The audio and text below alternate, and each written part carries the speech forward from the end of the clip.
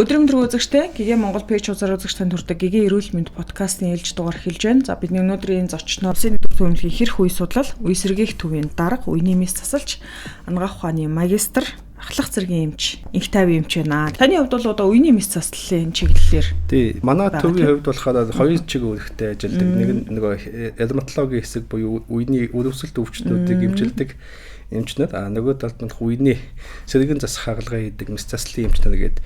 Миний хувьд бол болохоор үений мэс заслалын эмч нөгөө мөд болон өвдөгний мэс заслаад мэргэжсэн. Өвдөгний мэс заслалгийн ярихлаар нөгөө илүү яг нөгөө нас ахих тусмал үүсдэг асуудал юм шиг байгаа юм те. Нилийн элбэг тохиолдолд нүүл гэж би хараад идэг зөв үү? Өрөвсөлт эмгүүд нөгөө элэгдэж өөрчлөлтүүдийг одоо голчлон хэмжилдэг гэсэн үг. Тэд тухайд нөгөө өвдөгний хиймэл үе солих мэс заслыг хүмүүс хамгийн сайн мэддэг.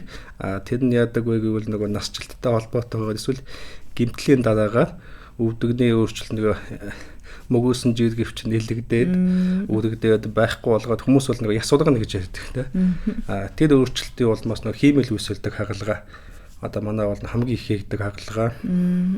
Дараагийнх нь бол нөгөө өвдөгний дурангийн мэс заслууд, мөдний мэс заслууд, түнхний мэс засал, хөл тавхай мэс заслууд энэ манай төвд хамгийн их ордог мэс заслууд байна. Нилийн эртнээс танаа эмнэлэг дээр одоо нэвтрүүлээд одоо өөр ингээд нутагшаад ингээд өдөр тутмын хийдэг мэс засал болчиход байгаа шүү дээ. Хэдэн оноос? Анхны мэс засал 2007 онд өвдөгний үе солих мэс засал хийж эхэлж байсан байдгийн. 2011 онд төв болж байгуулагдаад тэрнээс хойш энэ төвийн бүтцтэй ажиллаж байгаа. Энэ хугацаанд бол маш олон одоо жилд ер нь хэд ордгийн хэдэн бүх мэс засал ингээд нийлүүлвэл жилд 1000 орчим мэс засал орж байгаа. Танаа төв дээр тийм манай төв дээр тий. Энэ дундаа яг л нөгөө түрүү яснаар хамгийн их ордог нь өвдөгний хиймэл үе солих мэс засал. Дараад нь мөдний дурангийн мэс засал, өвдөгний дурангийн мэс засал, түнхнийх гээл явах бах. Ер нь одоо яг энэ төрлийн өвчин дээр хийж байгаа энэ мэс заслууд та дөрөв дуран энэ гэж ярьж шít те. Нөгөө мэс засал хийж байгаа энэ арга технологиуд маань ер нь хэр одоо шинжлэхдэж сайжирсан юм бэ? Энэ талаас нь ярьж өгч те. Тийм нөгөө одоо мэс заслын технологи бол одоо жил ирэх тусмал одоо биднээс хамаарахгүйгээр сайжирч хөгжиж идэг. Бидний хувьд манай төвийн хувьд манай эмчнүүд бүгдээ нөгөө гадаад улсад анхлан угаас энэ Монголд манай эмнэлэгтээ мэс заслыг нэвтрүүлэх гэж хөгжүүлэх гэж яахын тулд их хөвчлэн нөгөө гадагшаа явж сурж ирээд тэгээд тэрийг эндээ өөрсдөө хийж эхлээд дадлагжаа тэгээ хөгжүүлээд явцынхаа дунд бүгд адилхан буцаж нөгөө гадаад орн руу явж мэргэжлээ дээштүүлээд тэнд шинэ мэс заслын арга техник шинэ мэдлэг юу вэ сурж авч ирээд тогтмол ингэж хөгжиж ажилладаг байгаа. Манай төвийн эмчнээс ч гэсэн тогтмол жил бүр нөгөө мэдлэг туршлагаа дээшлүүлж багш нараасаа илүү нэмд сурах гэж тогтмол одоо гадаад харилцаагаа хөгжүүлж явж сурч мэдэж явдаг.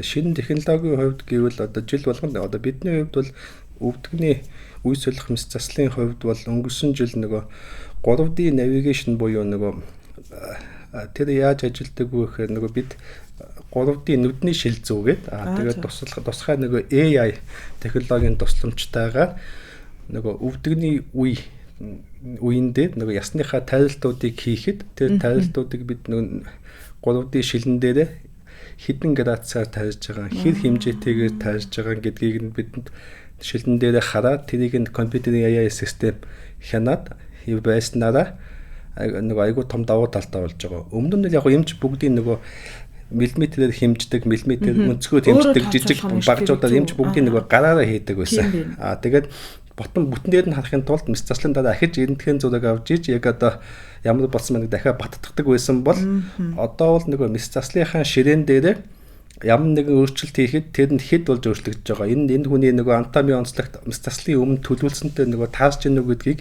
тэр доорн шалгаад магадгүй өөрчлөх хэрэгтэй бол тэр доорн өөрчлөөд буюу ямар нэг алдаа модаггүй хийх боломжтой болж байгаа.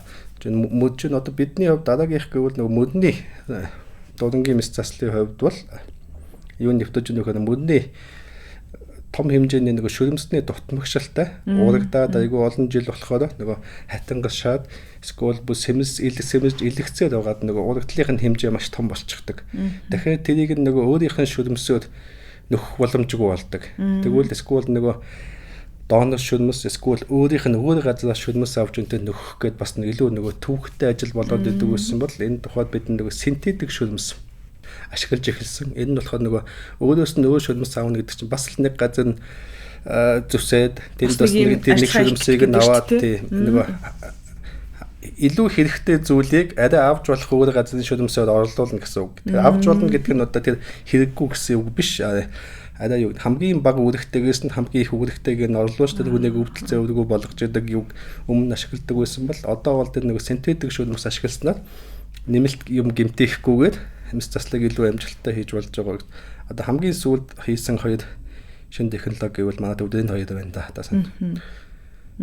Энэ бол одоо яг нөгөө олон улсад хийгдэж байгаа л одоо манайх бол яг нэг төвшөнтэй явж гин гэж би ойлгох гээд байна зүг үү? Өвдөг түнхний мөдний хиймэл үе солих мэс заслууд мөн өвдөг мөрний дурангийн мэс заслууд бол манад яг л өндөр хөгжилтэй оронд Японд, Солонгост, Европт яг хийж ер нь яг тэр технологиор хийгдэж байна. Мөн одоо хэрэгжилж байгаа нөгөө хагалгааны багжууд, тоног төхөөрөмжүүд, өвчтөнд хэрэглэж байгаа материалууд бүгдээрээ тэр төвшний яг адилхан зүйлсүүдийг нь хэрэгжилж чадж байгаа. Одоо цааш та нэвтрүүлгээр зорж байгаа юм байгаа. Мэдээж нөгөө эмнэлгийн 100 жилийн очроос 100 жилийн хүрээнд те бас ингээд шинээр дахиж одоо бодож төлөвлөж байгаа боловсруулж байгаа юм байгаа л байлгүй. Дараа нь одоо манай төвийн хувьд бол дохооны мэс заслууд, хөл тавхай мэс заслуудыг одоо яг манай төвдөд бол хийгддэггүй байсан.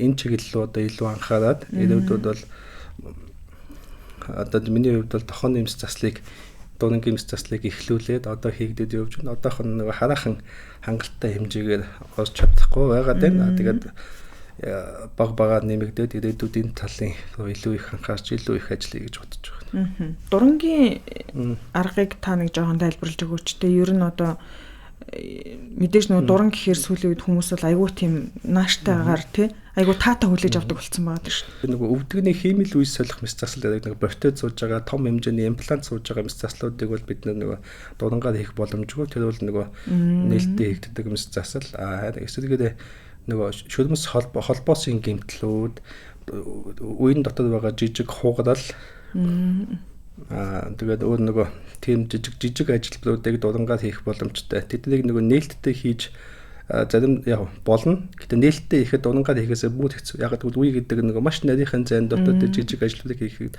дурангаар хийсэн нэгдүгürt илүү амар, хоёрдугаарт өвчтөндөө илүү нөгөө хөнөөл багтай. Дуран гэдэг бол зөвхөн нэг балны үзүүл хороход хэмжээний 5 мм орчим жижиг зүслэгийг одоо тухайн мэс заслаасаа хамаарат нэг 4-5 газар жижиг зүслэг үүсгэж байгаа. Тэргээр дуран болон багж оруулж байгаа. Тэр холбоос шүлмсүүдийг янзалчж болж байна гэсэн үг. Тийм учраас нэг эдгэрэлт маш хурдан гадна шарах баг байх нь тийм. Хугацааны үр дүн өндөр. Хэдэн 7 хоногоос хэдэн сарын дараа мөрний өвдөгний нэг үеийн тухайн үеийнх нь үйл ажиллагаа бүрэн сэргэгчгэн.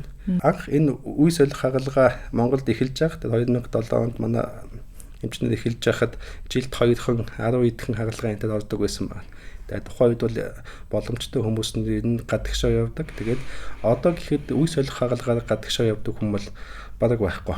Энд одоо ингээд яг ямар төвшөнд хийдэг болсон хийлгсэн хэдэн мянган хүмүүс ямар байгааг одоо хүмүүс бас ойлгодог болсон. Ард түмний түндэд ойлголт бол нэмэгдчихсэн. Үе ингээ өвдөг чинь болохоо байвал ингээд үе солиудгийн магад хүн болгон мэддэг болсон. Тэгээ ингээд тэрний дараагаас одоо яг өвдөгний дуран мөрний дурангаар бас яг адилхан болж байна. Одоо сүүлийн үед одоо энийг одоо Монгол улсад одоо баг ихэнх гэмлэг хийж байгаа өвдөгний дуранг бол бүгд сайн хийж гин асуудалгүй хийж байгаа хүмүүс хийлгсэн хүмүүс зөндөө байна. Тэнгууд энэ талаар бол хүмүүс одоо яг бас ойлголттой айгу сайн болцсон байна. Яг энэ талаар бол одоо гадагшаа явж байгаа өвчтөн бол одоо маш бага байгаа гэж найдаж байна тийм л байх уу. 2007 оноос хойш энэ төрлийн яг хагалгааг тийм мэс заслыг нэгдүгээр эмнэлэг хийсэн гэж байна. 20 жилийн хугацааны та одоо хэдэн одоо жилтийн та одоо яг хамт байна. 13 онд энэ дасаг дээр нэг суралцагч мэс заслын эмчээр яриад тэгээд тэрнээс хойш энэ дасаг дээр 12 жил ажиллаж байгаа юм байна. 12 жил яг л энэ мэс заслыг хийж тэг яг энэ дээр л одоо тэрнээс хойш эндээсээ холдоогүй яг энэ дасагтаа л ажиллаж байна. Та өөрийнхөө тухай ярьж яагаад заавал одоо мэс заслын тий эмч тэгээд эмч дундаа бүр мэс заслын тэгээд яагаад энэ үений мэс заслыг сонго. Өөрийнхөө тухай бас яриач. Бүгд багасаа яг эмч болоод үзсэн гэж бодож явал судлаа. Тэгээд одоо бүгдээрээ нэг жижигэн хөв тохиолоод ингээл таадаал араасаа хөвдөл явсан. Яг 10 жил байхдаа бол эмч болъё гэж бол бараг 10 дугаар ангидаа төгсөх ангидаа шийдсэн байна. Тэгээ ангаахт өгөөд олсон. Ангаахт оюутан байх төгсөх үедээ зүрхний эмч болъё гэж боддог үлээ тухайд одоо өөртөө хувьд бодогдчихсэн л да. Тэгээд тухай чинь нэг төгсөөд 2 жил ажиллах ёотой байсан. Шууд нэг нарийн мэргэжлээ сурдаггүй. Тэдний дараа би нэг нийслэлийн төрийн тусламжийн төвд 2 жил эмч хийгээд тэгээд нэг яг институтэд орох турхаад ирэхээр бас л яг тухайн үед мөчтөө сонгосон л энэ мэс заслын эмчээ сонгоод тэгээд мэс заслын эмчээр орсныхаа дараа манай одоо тасгийн зөвлөх эмч Отхон баярын эмчтэйгээ уулзаад яг тэгэл тэнд ингээл ирсэн чинь энэ бүх одоо хийж байгаа ажил юунууд бүгдээ одоо гой санагдал надад айгуу таалагдал тэгэл одоо энд ингээд үлдчихсэн тий. Одоо бүгд л одоо гинтийн тохиолдлуудаар л одоо таалал ингээл ажтайхан явчихлаа тий. Игтэй эмч та өөрийгөө бас одоо яг нэг мэрэгжил дээшлүүлсэн дурсамжаас яриачтай мэдээч одоо эн чинь зөвхөн дотоодд сураад эзэмшихгүй юм байна тий. Заавал одоо хөгжингүү оронд очиж ээж одоо харж ээж те ингэж суралцж ээж ингэж энэ мэрэгчлийг бас бүр эзэмших юм байна л та. Тэгэхээр та өөрөө бас хаана явж байсан тэр сониноосоо бас яриач. Бид нэг анх энэ аргалагыг сурж байхад тухайн үед нэг Монголд энэ чиглэлээр мэрэгжил эзэмшүүлдэг байсан. Одоо бол энэ чиглэлээр мэрэгжил эзэмшүүлж манай гэбэл цог судлалын үндэсний төв дээр нөгөө төрөлцсөн нарийн мэрэгчлээс сургаад одоо энэ чиглэлээр одоо бол сургаж байна. Тухайн үед бол тийм юу байгаагүйсэн. Бид бол миний хувьд гэвэл анх 2015 онд нөгөө бүгд нэг Солонгос улсад нөгөө энэ ортопед мэс заслын чиглэлээр мэрэгжил дэвшүүлж ирээд тэгээд тэрнээс хойш энэ үе солих хагалгаанд оролцож явж байгаа. 2018 онд дахиад энэ үений дурангийн мэс засал дээд мөчний мэс заслаар мэрэгжил дэвшүүлж ирээд тэрнээс хойш энэ мөрний мэс засал илүү их сонирхолтойгоор оролцож явж байна. Тэгээд тэр дундаа бол байнга жил болгон одоо чадах хэмжээгээр олон гадагшаа явж багш нартайгаа профессорлуудтайгаа уулзаж тэгэл тодорхой хугацааг өнгөрөөж очингууд тэнд очлоо бол хуралд очлоо бол дахиад 2 хоногийн тэнд багш нартайгаа мэс заслын өнөнд өнгөрөөж одоо шинэ юм юу байна та энэ юу өөрчлөв таны хуучин гарга техникээс одоо юу өөр болсон та одоо яаж хийж гэнэ гэж хамт байгаа цагийг өнгөрөөгөөд тэхийг л хичээдэг дээ. Одоо ингээ гадны улс оронд очиод туршлага судалж байхад одоо ингээд мэдээж өөрийнхөө оронтой харьцуулахаар ингээ зарим нь яг тэнгэр газар шиг ялгаатай юм байдаг л байх.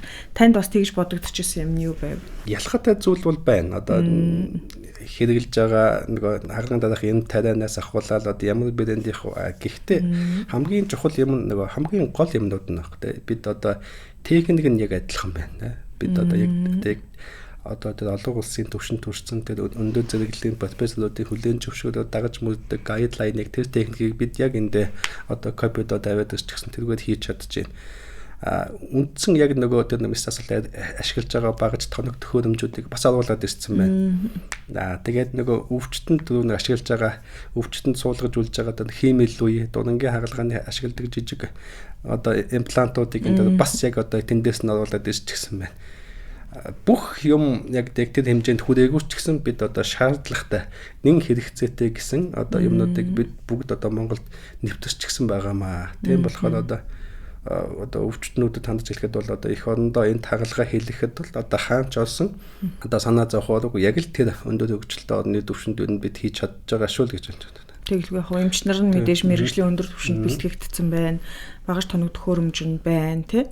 Тэгэхээр мэдээж нөгөө эх орондоо энэ төрлийн одоо ер нь ямар ч төрлийн эмчилгээг эх орондоо хийх шиг илүү давуу тал ер нь байдаг юм шиг байгаа юм. Жишээ нь одоо нөгөө бид сүүлийн үед нөгөө мөчний хавдартай эсвэл нөгөө том хэмжээний мөчний дутмагшилтай одоо хөл таригдахаар хэмжээний асуудал хөл мөч гар таригдах хэмжээний асуудал яригдж байгаа тохиолдлуудыг энд нөгөө идэвхтэй хадгалах хагалгаа гэж бид хийж эхэлсэн. Анхны хагалгаа нь бол 2013 оноос эхэлж байсан. Тэгээд энэ угаасаа тохиолдол нь өсцөө мөчний тийм тохиолдол үзээд юмуд бид одоогоор яг мөчний хавдрын тохиолдолд нэг 20 хүснөө 15-аас 20 тохиолдолд яг тэр хэмжээний нөгөө том хэмжээний ясны дутмагшил гэмтэл ослын дараах эсвэл хүндрэлийн дараах том хэмжээний хавдрыг юуг бол мөч хадгалах хагалгааг бол бэлээ олныг хийсэн.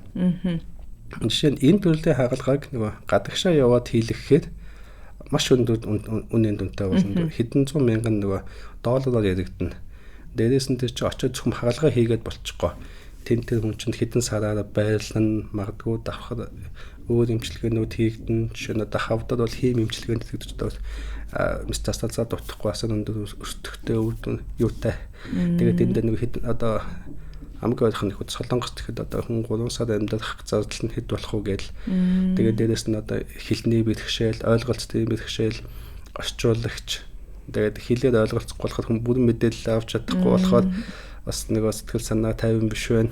Гэхэд энэ их одондоо орвол тэр чинь наад зах нь одоо бүрэн ойлголтыг авч чадна. Одоо миний өвчин эмигийн тавилан юу юм одоо ямар боломжууд байгаа, ямар сонголтууд байгаа. Дээрээс нь яг нэг өртөг мөнгөний хувьд ч гэсэн энд хийлэг бол одоо бүр хэдэн 10 дахин хямдхан болно. Яг манай эрүүл мэндийн даатгалын системийг одоогоо жоох нэг янз бүрийн зөндөө асуудалтай байгаа ч гэсэн маш нэг тодорхой хэмжээгээр хөнгөлжил байна. Өвчтөн хагалгаанд орж байгаа өвчтний арга эрт ингээд санхүүгийн дарамтын төд одоо бол байгаа. Гэхдээ гадагшаа явснаас бүр хэдэн 10 дахин баг зардлаа эндээ юугаа авч чадж байгаа байхгүй юу? Тусламж үйлчилгээг авч чадж байгаа. Тэр их чухал баха. Энд бид энэ шаардлагатай одоо элбэг тохиолддог өвчлөлүүдийг их орондоо дэмжлэх хэрэгтэй. За магадгүй хэдэн саяд нэг тохиолддог маш ховор юмнуудыг бол одоо бид дэмжлэхийн тулд одоо маш их хөдөлмөр зарах ч одоо бас үр дүнгүй байж мэдхийн те. Нэг хэдэж тохиолдох нэ гэтэл энэ төрлийн юмнууд бол бидэнд байсаар байх болон жил ирэх тус манай хүн ам нэмэгдээд одоо насжилт нэмэгдээд түүнийг дагаад ирэхэд одоо үеийн өвчлүүд бас дагаад нэмэгдэнэ. Тэгээд хагалгаа хийгдүүл тэнд бас нэг хүндрэлүүд гарч болно. Тэдгээрийг застдаг хагалгаануудыг мэддэг байх хэрэгтэй. Тэгээд застдаг техник технологиуд нь багаж тоног төхөөрөмжүүд нь бид оруулж ирэх хэрэгтэй, бэлтгэх хэрэгтэй. Тэрэндээ нөгөө эмч мэрэгчлэлтнүүдэд бэлтгэх хэрэгтэй. Тийм болохоор бид энэ чиглэлөө одоо сүүлийн үед илүү их анхаарал явж байгаа. Тэгэхээр яг энэ чиглэлээр бол илрүүлж чадахгүй, оншилж чадахгүй гэсэн юм бол байхгүй юм байна. Эмчилж чадахгүй ч гэсэн тохиолдол ер нь бараг байхгүй юм гэж ойлгохгүй дээ зөв үү? Тэгэхээр хижээж байна. Ер нь ч яг ч одоо яг зөвхөн манай төвийн хувьд бол одоо бид энэ төрлийн хагалгаа гэдэг илүү том нэг гэмтэл цог асуудал өмсдөг дүнгээд байна дээ. Илүү юу яадаг. Яг манай төвийн хувьд бол өвдөг мөрний шагаа тавхай түнхний одоо бүх төрлийн хагалгааг бол яг одоо бүгднийг хийж байна. Бидэнд одоо нэг яг одоо байхгүй байгаа газ сарууны мистаслын эмч манай төвд байхгүй байгаа. Тэрнээс бус төрлийн хагалгааг бол бүгднийг одоо яг л одоо ямар төвшөнд байх хэвээр түрүү хэлсэн шиг нэг өнжилтэй орны төвшөндлийг хийж байна. Одоо энэ төрлийн хагалгаа танай эмнэлэг төр хийгддэг, гэмтэл төр бас угаасаа хийгддэг байх. Тэгэхээр нэг тодорхой хэмжээнд бас нэг ачааллын хуваалцаад байна гэсэн үг үү? Нэг эмнэлэг төр хийдэг төвлөрж байгаа төвлөрлийг сааруулж чадчихна гэсэн үг үү? Тэгэлгүй яхав. Юм хөгжихийн тулд бас ингээ олон газар зэрэг хийж явах хэрэгтэй байгаа. Тэгээд ачаал хуваалцсан, хөгжин, өсөлтөн текстээр илүү хөгждөг. Одоо манай нэг отгоо хэмжих ярьдаг байсан л манай одоо тасгийн зөвлөх хэмж. Анх энэ өвдөг соддог хагалгааг гэмтлийн эмнэлэг нэгдүгээр эмнэлэг хоёр зэрэг эхэлсэн байдаг.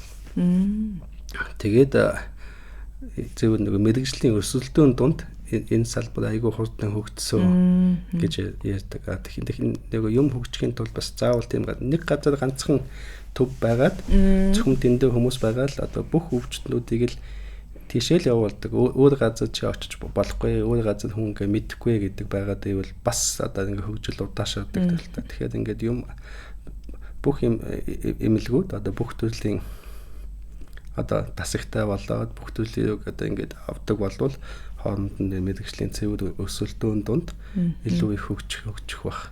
Тийм болохоор нэг олон газар ингээд зэт хийж яхад хамгийн том ач холбогдол нь тэр авахаа гэж би боддог. Баярлалаа. Үе солихын хагалгаа элбэг гэж шүү дээ. Юунаас олж үүсээд идэх юм? Одоо яг түрүү ярианд дурдглаа насжилт гэдэг ярьж байна. Тэ ер нь одоо яг юунаас олж үүсээд идэх юм бэ? Өвдөгний үе солиулж байгаа дундаж нас 68 нас байсан.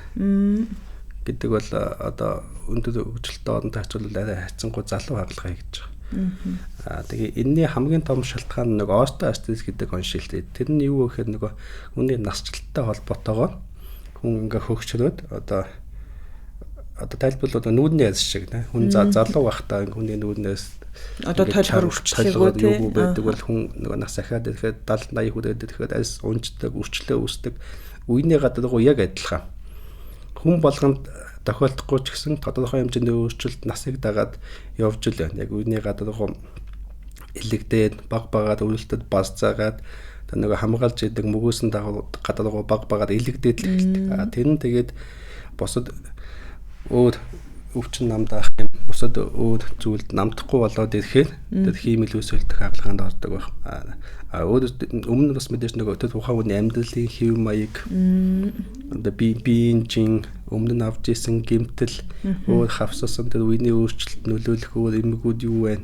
Тэднээс бас их хамаарна. Тэгээ хайцсангуу нөгөө дөрөвсэн дундаж нас 68 байна. Тэгээ 60-аас доошоо 50 40 наснд одоо үений өөрчлөлт гарч эхлэх нь дандаа нөгөө хоёр дахь шалтгаантай байна. Одоо манайхан дунд бол бас нөгөө үеийнхээ гэмтлийг одоо ямар нэгэн гэмтэл авал тэрийг эрт эмчлэхгүй бас их орхиж байна. Түүний дурангийн хаалган тийм ач холбогдолтой байхгүй. Үений жижиг гэмтлүүд, холбоосын гэмтэл, жиргэвчийн гэмтэл энэ тохиолдвол уулын тэрийг цаг тухайд мэрэгжлийн эмчд үзүүлээд зөвлөгөө аваад магадгүй шаардлагатай бол мэс засалд ороод тэрийг эмчилвэл энэ ингээд бүрэн идэгдэг өвчин байх нь шүү дээ. Гэтэл манайхан зарим тохиолдолд орхичихдаг. Зөөлөн эдийн гэмтэл гинэ гайгүй баха ясавраагүй гинэ гэдээ орхичихдаг. Тэгэхээр тэр нь хэдэн жилийн дараа үеиндээ эргэшгүй өөрчлөлт гарчдаг. Одоо чи хамгийн илбэг нь одоо нэг өвдөгний гэмтлүүд байна. Өвдөгний нэг саран жиргэвчгээд тэрний урагтал одоо спортын гэмтэл донд хамгийн их илбэг тохиолддог өөрчлөлтүүдийн нэг ихэнх нь нэг гэмтдэг. Тэгээ харьяа газлаа ч юм уу юунд дээр очиод нэг эдгэн зураг авахуулаад тэгээ яс сугараагүй байна гэдэг. Эхний ээлжинд мэдээ тэрийг шалгах хэрэгтэй буруу биш. Тэгээд зүгээр өнөө зөөлөн өвдгийн гэмтэл байна. Дата явуулъя гэл. Уул нь бол тэр хүмүүс тэгээ өвдөлтөнд одоо хэд хоногийн дараа хэд өвдөлтөнд бүрэн арилахгүй дахиад үзүүлээд шаардлагатай шинжилгээнд тэр өгж явах хэрэгтэй байтал миний яс сугараагүй. Зүгээр энэ зөөлөн өвдгийн гэмтлэгээл явдаг. Тэгээд хэдэн жил явдаг. Тэгээд ирэхээр л ахаал нөгөө тэр жиргэвчнийхээ урагдлаас хамаараад ахаа нэмж холбоосууд нь гэмтдэг. Тэгээс үлд бүр ясната гасныхаа гадаргуугаа ясныхаа өөрчлөлтийг нэмээд эхэлдэг. Тэгээд ирэхээр л нөгөө эргэшгүй өөрчлөлт рүү хөтлөөд байдаг. Тэгээд илүү залуугаараа одоо тэр үеийн өөрчлөлтөнд ороод дөрөв хэлдэг нөгөө хит залуудаа хиймэл үс солих хэмжээнд осчихдаг. Хүмүүсээс нөгөө гайгаад байдаг. Яагаад залуу нөгөө хиймэл үс солчих болдгүй юм бэ гэдэг. Уул нь тэгэл боллоо чи 40 настай 50 над болохоо үйдсэн байна нэг хиймэл үс солих ч юм хагалгаа хийж болно. Хийгээд бол тэр хүн идэгч гэн зүгээр болно асуудалгүй болчихно. Гэхдээ нөгөө хиймэл үс сольдог хагалгаа гэдэг чинь тэр хүнд нөгөө гадны бие суулгаад байгаа байхгүй. Тэг үений үргэлжсэн илэгдсэн гадаргууныхын дорнд нь имплант суулгаад байдаг. Гэтэл чинь тэр бол хүний биед нөгөө хамгийн бага хашил төрүүлэх үйц одоо ямар нэгэн тийм гажуурвал өгөхгүй байх материалаар хийгддэг ч гэсэн гадны бит л гадны бит байдаг. Хизээ нэгэн цагт хүний биеэс нөгөө салдаг байх нь тий. Тэгээд тэр нь бол нэгэд энэ агалгаа чөгжөөд удацсан ер нь судлагдаад гарахад нэг 10-аас 15 жил орчим болно. Тэгээд нөгөө хизээ нэг давтан хагалгаа цаг хугацаанд хизээ нэгэн цагт яриглан тий. Гэхэд л тэгээд дөнгөж 50 наснда хагалгаа хийлгэж хүмүүс 15 жил болоход 65 таа даник. За магадгүй 70 таа дахиад ингээд 80 таа ч юм уу ингээд 3-аас 4 удаа давтан хагалгаанд орох гээд байдаг. Тэгээд давтан хагалгаа болгоно яг аваад буцаагаад нөгөө машины эднэд шиг солиод байхгүй. Нөгөө ахаад эрүүл ясан дээр суулгах хэрэгтэй буюу нөгөө илүү том хагалгаа болоод л байна гэсэн үг. Гэтэ хийгдэх хагалгаан том болоод энэ суудаг имплант нь илүү том болоод л байдаг. Тэгжээдэлтэй хүний нас бас нэмэгдээл байгаа. Хаалгааны эрсдэл болгоно нэмэгдээл юм биш үү? Тийм болохоор л нөгөө хиймэл үеийг аль болох хамгийн сүүлчийн сонголт байх хэрэгтэй. Тийм учраас урд нь өөр ямар арга байна? Одоо өөр эмчилгээний өмнө дурангийн хагалгаа хийх үү, үлийн тэнхлэг застаг хагалгаа хийх үү? Одоо өөр юмнуудыг үзээд тэр хүмүүсийг өвдөлцөө өөрийгөө болгож чадчихвэл тэр заслуудыг санал болгоно. За тэгээд үнэхээр өөрчлөлт нь болохоо байсан бос юмд үр дүнгүй байгаад байвал мэдээж одоо хэдэн ч настай байсан хиймэл үсэлдэг хагалгаа хийн л дээ. Гэхдээ л аль болох хожуу наснд хийх хэрэгтэй байна. Та түрүү ярин дундад дурдлаа шүү дээ. Амьдралын хэв маяг гэж чинь тийм. хэв маяг гэхээр одоо яг ямар одоо байх ёстой юм бэ?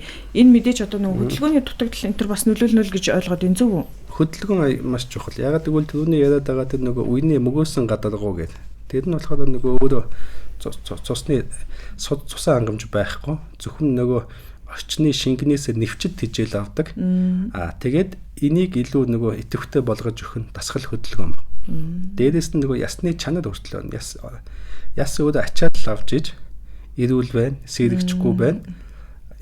Иргэн нөхөн төлж чинь гэсэн. Булчин ч гэсэн адилхан.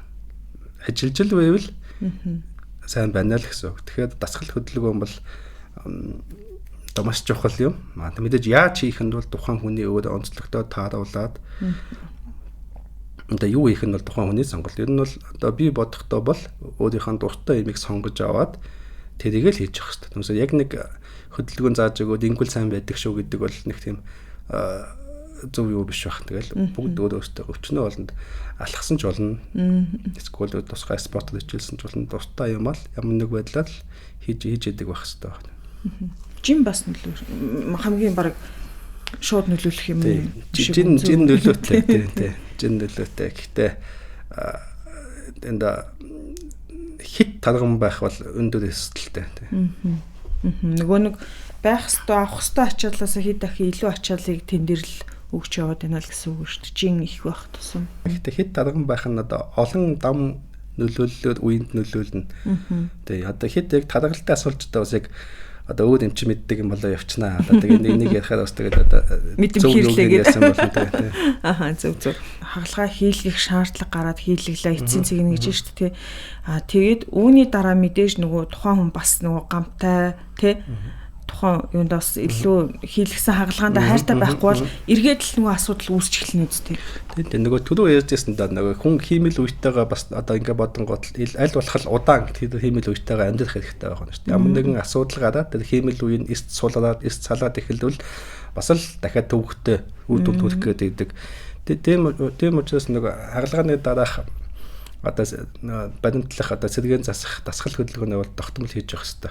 Яг хагалгааны дараа бол алхаж гიშгэх хувьд бол тэр нөгөө шууд хиймэл үе ингээд бүтнээр нь сольчихсон бол маргааш нь босоо гიშгэж болно. Дасгал хөдөлгөөн маргааш нь л хийж болно. Гэхдээ мэдээж харахны тодорхой хэмжээний жоохон өвдөлт бол байна. Тэгээд мэдээж нөгөө сэргээн засах эмчтэйгээс хөдөлгөөн засалч нартайгаа зөвлөлдөөд системтэйгээ дасгал хөдөлгөөн хийгээд хүн бол 1-3 сарын дараа бол тэр өвдөгний үе солихомс заслын дараах өвдөлт бол арилаад үйл ажиллагаа бол бүрэн сэрэгчдэг.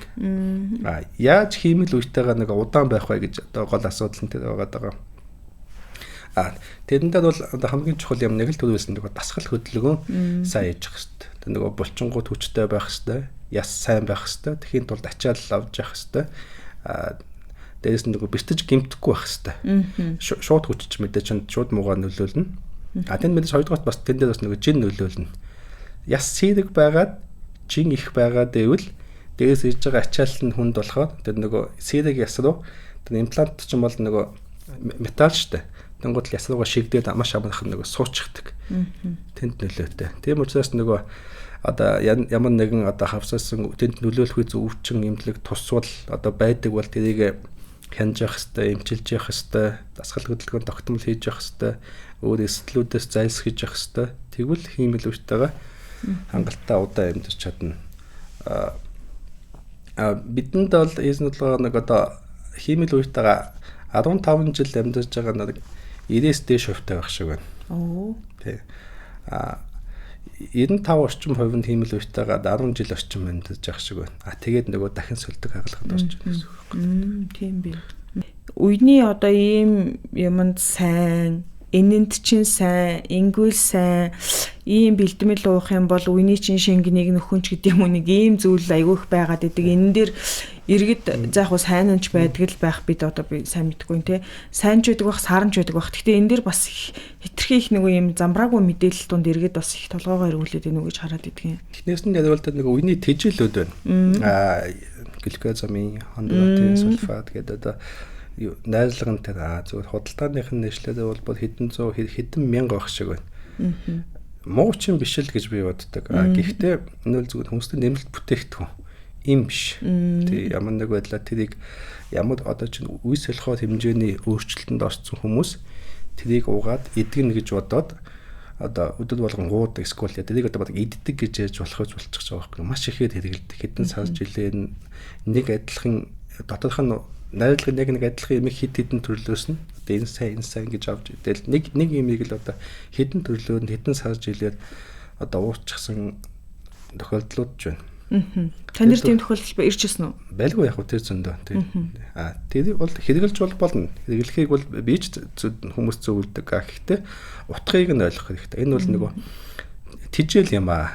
Им биш ээ. Хүн өвчин намдах юм уугаад өвдөлтөнд намдаад энэ бол одоо ингээд зөв механизм аа. Энэ бол одоо им тэрийг одоо ямар нэг байдлаар л дэрдүүлээд байна. Гэтэл энэ бол нөгөө тижэл юм аа.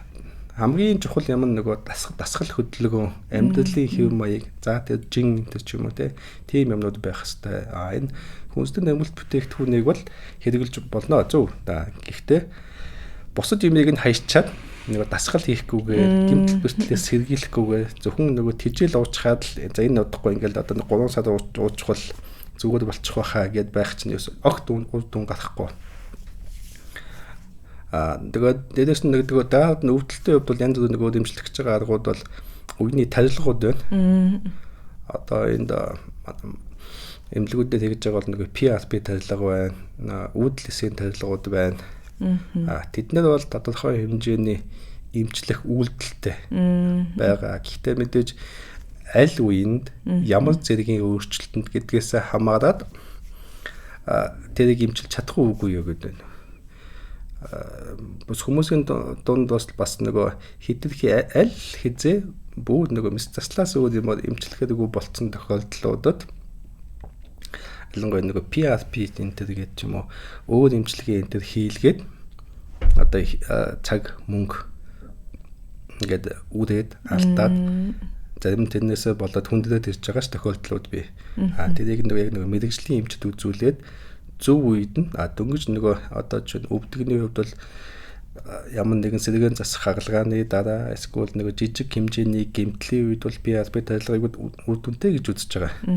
Гэтэл нөгөө хэлснээр нөгөө нэг өвдөгний үе солихоор хэмжээний болцсон хүнд бол хэдэн зуун удаа хийгээд ч ямар ч үр дүн гарахгүй нь бол нотлогдчихсан зүйл байхгүй. Тэгэхээр зөв онцлоод тэгээ эмчтнээстэйгээ ярилцж байгаад өөртөө тохиолсон зөв эмчилгээг сонгоод хийх нь л яг зөв үед ирнэ тийм. Тэгээд сүүлийн үеэрс нэг үүдэлсэн эмчилгээ гэдэг. Үүдэлсэн эмчилгээ бол яг одоо манад ч одоо хэд хэдэн газар хийгээд эхэлж байна.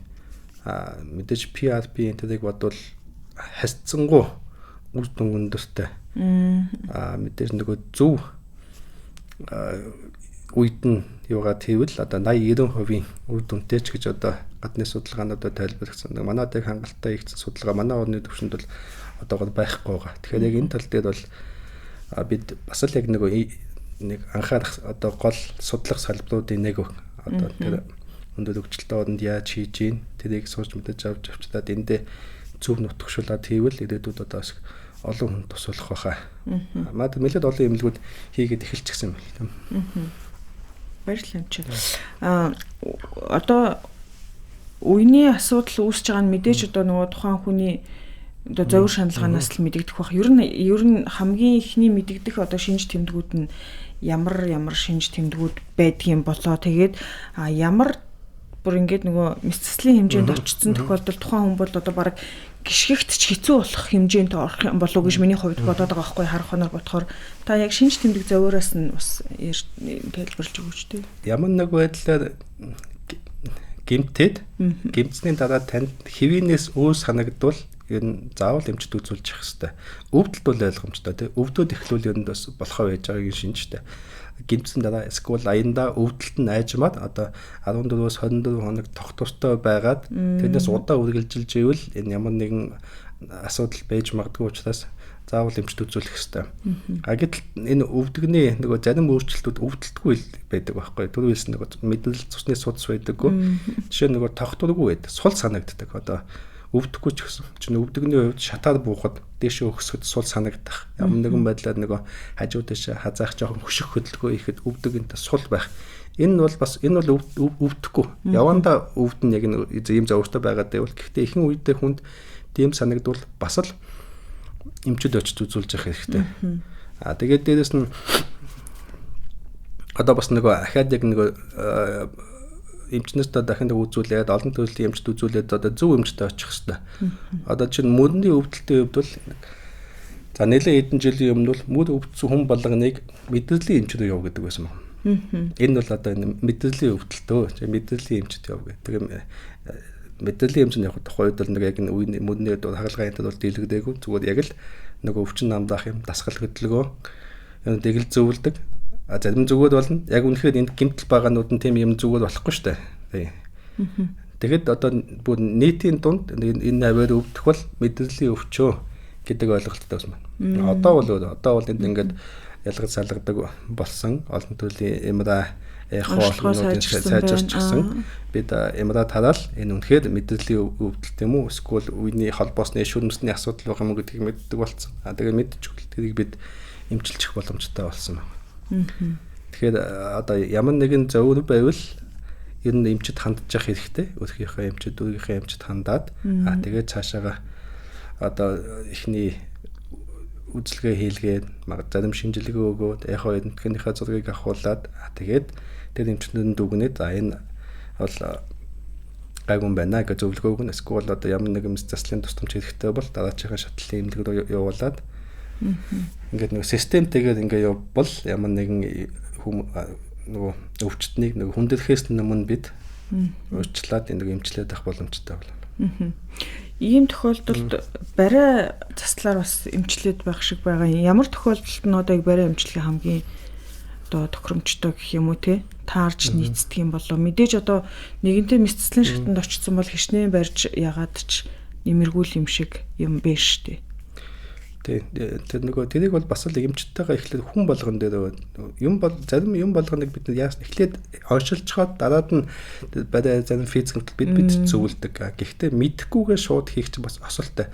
Ялангуяа яг манайхны хувьд бол яг эмчтэй биш зүгээр нөгөө нэг одоо юу гэдэг те нэг өөрсдөө барайч гэдэг хүмүүс өдөө тэр хүмүүс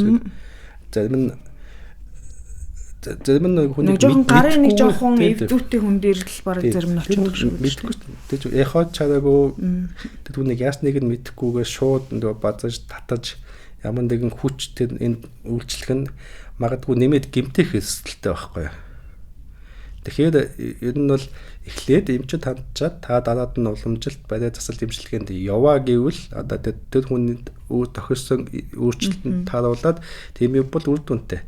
Сэргээд дөрөв хэлсэн нөгөө гэмтсэн, хугалсан ямар нэгэн асуудал байвал тийм барай засал эмчилгээ чинь бүр болохгүй. Тэрийг нэмж илүү их гэмтэх байхгүй.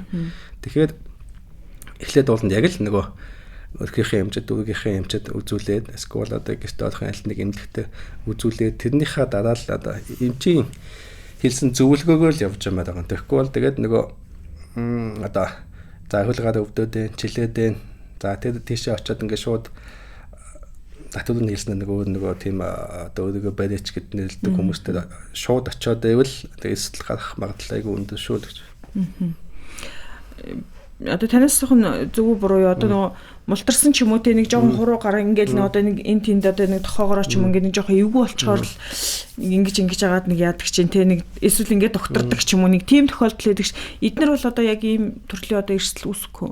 Үүснэ. Ялангуяа нөгөө одоо гар хурууд нэг хурууга тулчглаа гэдэг хүмүүс их нэг сэгсэдэд идэх те. Тэр энэ бол айгүй боо. Одоо яг миний мэрэгчлийг үл чинь мод бас айгүй амархан мултардаг үеүүдийн нэг мултарчдаг. Заримдаа тэгээд өөртөө ингээ өөрөө ордог скул тэнд бас заадад тухайн үед тэнд бас нэг гарын өвтэй хүн байжгаад мөрийн одоо хөдөөгаад ингээ оруулсан ч байдаг. Тэгэн гутал тэгэл орхичдаг баг. Тэгэл тэр чин эргээд ясталтай. Ямар нэг байдлаар тэр нөгөө чинь мөрний үеийн хувьд бол мултар хайгуу амархан л да. Ягаад гэвэл нөгөө бугалганы толгой чинь ингээ бөөнхий мөрний далны тоогоо чинь бараг л хавтгая. Тийм болонгод нэг мултарх бол боломжтой. Гэхдээ тэр уул нь бол хүний бие физиологичдыг мултархгүйгээр л хийгдсэн байгаа шүү дээ. Тэгээд тэрийг мултархаас нь хамгаалж яддаг хэд хэдэн холбоос шүлмсүүд бий. Тэгээд чинь мултарна гэдэг чинь ямар нэг байдлаар тэрнээс тэд тогоноос гараал явчих. Тэгэхээр тэнд юм гэмтээсэн улсан байх магадлал гэмтээд 3 дахь махад тэнд очиж хүч очиод үлдээ тэрийг ингээд зогсож байгаа байхгүй тий. Тэгэхээр тэнд наад захын заавал дахиад явал нэмжид үзүүлээд хөдөлгөөн хязгаарлах уу, дараад нь ямар шинжилгээнд орох уу, ямар нэгэн магадгүй шинжээвэл дахиад хэд хоногийн дараа эргэж үзүүлэхээ нэгтэй дахиад хилдэг байхгүй юу. Гэтэл тийхгүйгээр одоо тэгээд мод малтаас осчихсан. Ингээд зүгээр ингээд мэдээж ихэнхэн зүгээр байж болно. Гэтэл эрсдэлтэй учраас заавал эмчид үзүүлээд тэрийг шалгуулсныхаа дараа л болно бүрэн итгэлтэй болж явах хэрэгтэй. Тэгэхгүй бол тэгээд тэр чигээр ингээд орхичихвол дөрөв хэлжсэн бүх юм нөгөө өвдөлтөөр шууд эхлэхгүй. Ингээд мод ингээд нэг сул байдаг гэл миний хамархан молтоочтэй баг ингээд оруулчтэй. Энд тэгээд яваад байх чинь ерөөсөө удаа явах тусам тэнд юм нэмж гимтэдлээ илүү архаг өөрчлөлтөөр шилжээдлээ. Тэгэхээр илүү их нөгөө эмчилгээнийх нь цар хүрээн томроод байна. Дараад нь хагалгааны дараа нөхөр зэрэгийн хугацаа нурт болоод байна. Ямар ч юм адилхан байлгүй дээ. Эрт эмчлэх тусам хүн дээрч тийм эмчлэх явцдаач эмчтэйч бүх зүйл нь арай илүү аман хэлбэр байна. Удаад хүндрэх тусам бүх юм л хэцүү болоод байна. Баярлалаа амч. Мэдхгүйгээс олж манай иргэд бол нэлээд эрүүл мэндийн асуудалтай тулгардаг юм шиг харагдаад байдаг. Та бас одоо яг энэ төрлийн зарим нэг кейс одоо мэдээж нэр юуг дуртахгүйгээр бас сонирхуулж ярьж өгөөч. Тэ иргэд бас эндээс бас юм нэр бас би чинь юу үлээ гэж бодох боломж олгооч. Өвдөгний үеийн хувьд одоо сүүлийн үед манад ирж байгаа гэвэл нөгөө янз бүрийн өөр тарилгууд эмч биш хүнээр өвдчтэй энийг тарьдаг гин. Ийм тарай магадгүй хэн нэгэн эмнэлэгт хэн нэгэн эмч тэр хүнд хийж яхахыг хасчаад чи өвдөд байгаа мó энэ тарайг аваа хийлэгчгээ тэгвэл сайн байд юм аа гэл одоо өөрсдөө ч юм хэн нэгэндээ одоо ингээд хийлэгчдэг. Тэгээд хамгийн аюултай үндэд нь халдвар. Үе гэдэг чинь үний бид юусе халдвар байх ёсгүй шүү дээ. Үеинд байвал бас нэлээд өстэй. Заавал ер нь мэс заслаар эмчлэгдэх гэдэг. Тэгээд тийм хүмүүс чинь гэртээ байгаад байна. Тэгээд нэлээд хүндээсээ хоноо ярина. Тэгээд дандаа мэс засалд орно. Тэгээд эмчилгээ зөндөө шаардна. Зарим нь бүр амь насны ч аюул тулгарна. Тийм зүйлүүд бол одоо бас нэлээд хэд байгаа. Одоо дунд мэдээж одоо гэрээрээ янз бүрийн нөгөө амд амтсан юм тариа авч уйлууга тарьж байгаа тохиолдол байна. Тэр маш аюултай. Маш аюултай. Тэр бүрэнд амь насны хэсэлтүүд байна. Тийм байна тий. Одоо үений мэс цэцлийн чиглэлээр манайх ер нь хүний нөөцийн хувьд ер нь хэр боломж хангалттай байдаг юм болоо. Бүх эмнэлэг өөрөөсөө юуны хэмжээнд энэ төрлийн мэс заслыг хийж байна. Одоо энэ улсын бүх том эмнэлгүүд, хоёрдугаар шатлын дүүргийн эмнэлгүүд, дөрөв энийг хийж байгаа нэг ховийн эмнэлгүүд бүр зөндөө бий. Яг энэ төрлийн хүний нөөц бол хангалттай байгаа баг. Одоо түрүү ярьсан манайд нөгөө мэс засал хүлээж байгаа хүлээгдэл одоо хагалгааны очор одоо нэлээд урт гисэн. Тэрний шалтгаан нь одоо энэ нөгөө даатгал санхүүжилттэй холбоотой. Энэ нөгөө сэргээн засах хагалгааны нэг онцлог нь дандаа нөгөө өндөд өсдөгтэй. Бүтээгдэхүүнүүд хүний биед дандаа хиймэл үе тийм өргөдөг суулгац имплантууд ашигладаг. Тэгээд тэднес чинь бүгдээрээ нэлээд өндөр үнэтэй. Гэтэл энэ чинь бол нөгөө эрүүл мэндийн даатгалаар хэсэг ковид хөнгөлөгдөөд хэсэг ковийг нь хүн өвчтөн өөрөө төлдөг байх хэрэгтэй байтал одоо манайд одоо сүүлийн хэдэн жилийн нөхцөл байдлаар энэ үйл ажиллагаа бол нэлээд хүндрэлтэй байгаа. Тийм болонгууд л одоо тэрнтэй холбоотойгоор хүлээгдэл бол одоо маш их бий. Түүнээс бол одоо ингээд нөгөө юу бүх газар нөгөө одоо эрүүл мэндийн даатгал энэ чөлөөтэй байсан бол өвчтөн өөрөө сонгоод одоо аль чимлэгт хийх боломжтой. Одоо яг чи өвдөгний хиймэл үйлсэлдэг хагалгаа хийж байгаа эмнэлэг бол одоо Монголд баг маш олон байна. Одоо баг бүх эмнэлэг хийж байгаа шиг байна тийм. Гэтэл тэр нөгөө төлбөр мөнгөний өндөр үнэтэй учраас тэрний л асуудал их байх шиг байна. Одоо манайд бол ч эрүүл мэндийн даатгал хүлээж байгаа өвчтнийг одоо ингээд дугаарлаад жилд хийгдэж байгаа хагалгаатай бодвол лав 3 жил орчим одоо хүлээхээр байх шиг байна. Тий одоо магадгүй ирэх жилээс нөхцөл байдал сайжраад явц хурдан болоод мэдээж арай хурдан болно л да. Гэхдээ яг одоогийн нөхцөлд хийгдэж байгаа тоог харахаар одоо нөгөө хүлээж байгаа хүмүүсийг ингээ хуваавал лав өнөөдөр үзүүлсэн хүн үзүүлээд хамгийн сүүлийн очит нэрээ бичүүлвэл 3 жил хүлээхээр байгаа даа байхгүй юу. Тэр ихтэй одоо 3 жил хүлээгч нөгөө тухайн хүний одоо энд үүссэн мэслийн тий үүссэн асуудал чи бүр л одоо өдрөөс өдөртөл ер нь бол дордохны л гэж харах ойлгохгүй дээ шүү. Гэцүү байлгүй яхаа үс ойлгоход хэмжээний болцсон хүн гэдэг чинь гიშгэж явж чадахгүй зарим нь. Зарим нь гიშгэж явж чадхад бүр хатгаад одоо бараг л нөгөө хадаастай гутал хүмүүс ч гэсэн юм шиг л явж байгаа шүү дээ. Хүн явахгүй байна гэж байхгүй. Тэд мянга алхаж таарна. Дэх тоолондоо одоо өвдөхгүй тулд өвчин намдах юм одоо янз бүр юм гэдэг маш их хэрэгжилж явна гэсэн үг. Тэгээ энэ одоо амьдралын чанарт ч нэлээ зөвлөгөөр нөлөөлнө. За тэгээ нэлээ хагалгааг одоо хэд удаа хүлээсэн ч бай. Ер нь хэд ч хүлээсэн бай. Ч одоо тэр орох хүртлээр хугацааг одоо бас л төвөгтэй өнгөрөөнө л гэсэн үг тийм. Яа баслаач. Чанга шүү тий 3 жил хүртэл хүлээн гэдэг чинь бас тий энэ одоо хэд бол одоо яг энэ иймэрхүү асуудал болгоос манай дундуур мэс заслын хүлээгдэл бол нэг 6 сар орчим л байдаг гэсэн. Тэгээд яг нөгөө өвчтөн эмнэлгээс сонгоод хүлээж байгаа тийм л одоо ч манай эмнэлгийн хувьд бол тийм байдаг байсан байхгүй. Гэтэл одоо нөгөө тэр нь багаар тэр нөгөө даатгалын санхүүжилтийн асуудалтай холбоотойгоор нэмэгцээр байгаа л одоо ийм хэмжээнд хүсчихэд байгаа. Яг бас хаажууд нэгс найдаж л байна. Тэглгүй яах вэ? Түрүүн ярианд дурдагдлаа. Мөч хадгалах тий мэс засал гэж тэгж энэ талаар илүү жоохон ойлгомжтой тодорхой бас үзэгчдэд ойлголт өгөөч. Энэ бол их хвчлэн нөгөө мөч яс үе дайсан нөгөө хавдрын үед хийгдэж байгаа. Хавдрыг бол мэдээж нөгөө авах хэрэгтэй.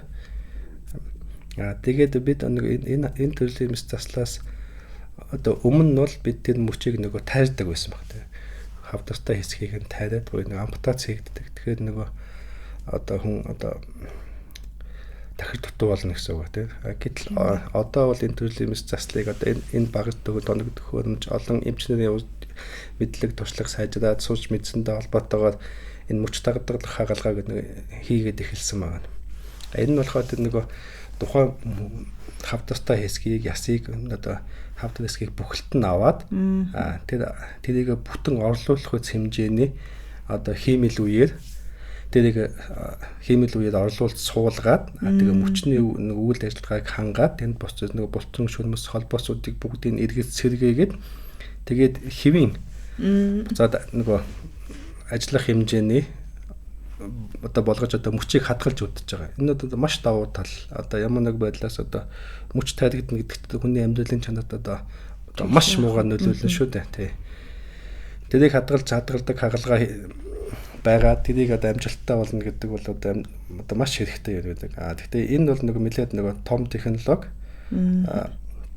Одоо чинь одоо бидний хувьд бол нэг өвдөгний үеийг дунд чүмэгний ясыг бүтнээр нь шилбэний ясыг нэлээд том хэмжээгээр түнхний үеийг мөдний үеийн дээр мөч хадгалах хагалгаануудыг одоогийн байдлаар хийгдсэн байна. Хийгдсэн мэс заслуудын үүдэн нэлээд хангалттай сайн явж байгаа. Одоо тэдгээр үйлчлүүлэгчд маань ч гэсэн одоо амьдралдаа хэвийн ингийн ажил төлөв хийгээд үйлчлүүлэх боломжтой. Тэгээ энэ бас өөрөө их нэг төвхтэй хөвчлэн дандаа нэг ясны хавдрын үед дандаа хийгдсэн байгаад байдаг. Ясны хавдар бол нэг яг хүүхэд нэг өсөж явах буюу нэг өсөлт идэвхтэй явж байгаа үед нэг арай илүү тохиолддог. Тэгээд онцлогдох нь бас их юм. Гэцүү дандаа нэлээ явж томорчиж онцлогдох гээд байдаг. Эст үедээ бас л нөгөө ярьжсэн нөгөө өвдөлцөө өөр баг байдаг. Мэдхгүй явж байгаад эсвэл нөгөө хугарч эсвэл тэгээд ямар нэг байдлаар санамсаргүй онцлогддог. Эсвэл нэлээ өвдөлцөө өөр нэмэгдсэн онцлогддог. Тэгээд тийм болсон үед нь бол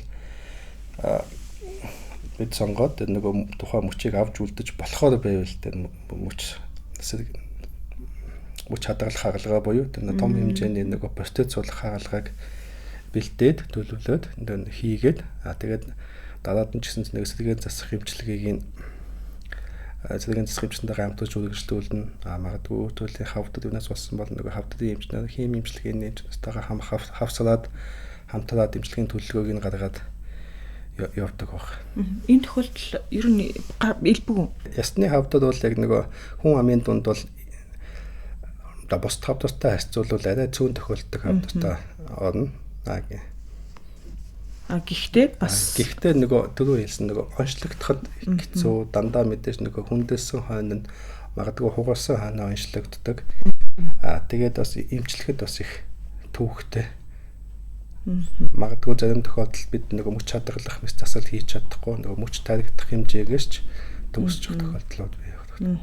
За бидний ярилцах хугацаа бас энэ хүрээд өндөрлөж байна. Танд бас одоо 100 жилийн баярын мэнд төргий. Тэгээд мэдээж одоо 100 жилийн тохиолдуулаад таваас одоо мэдчилгээ төвшүүлэх нь бас зүйтэй баг. Тэ. 100 жил гэдэг бол нөгөө баггүй хугацаа баг. Одоо тэгээ энэ 100 жил одоо энэ одоо амжилттай явхад одоо хамгийн чухал үүрэг гүйцэтгэсэн хүмүүс нь бол одоо манай эмнэлгийн энэ бүх хугацаанд ажиллаж исэн эмч ажилчид баг. Одоо тэгээ тэр бүх хүмүүстэй л одоо талархлаа гэж хэлээ да. Баярлалаа их төвлөж. Гэгээ Монгол пэйж хуудасаар үзэгч танд хүрдэг гэгээ эрүүл мэнд подкаст энэ удаагийн зочноор Инх Тайван эмч өргөдлөө. Инх Тайван эмч бол улсын 1-р төв эмнэлгийн хэрх үе судлал, үе сэргээх төвийн дарга, үений эмс заслын эмч, ангаах ухааны магистр, тэргүүлэх ахлах зэргийн эмч ийм хүн байлаа. Дараагийн дугаараар эрг уулзлаа. Баяр та үзэгчтэй.